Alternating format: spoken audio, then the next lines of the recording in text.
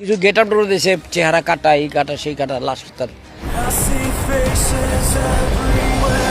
গল্প ভালো না হলে সাকিব খান কেন কোনো খানি ছবি চালাতে পারবে না।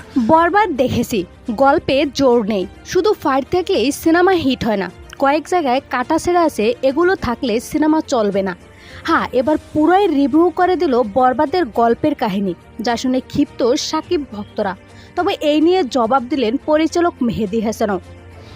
দুদিন ভালো গেছে, এরপর চলে নাই গল্পের জন্য। এই দিন মুক্তির তালিকায় রয়েছে বরবাদ সিনেমা, যা নিয়ে ভক্তদের আগ্রহ অনেক বেশি। অলরেডি টিজার ও গান ঝড় তুলেছে নেট দুনিয়ায়।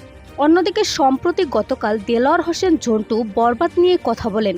তিনি বলেন, শাকিব খানের ছবি হলে 2 বা 1 দিন চলে, কিন্তু গল্প ঠিক না থাকলে তা মানুষ আর দেখতে যায় না।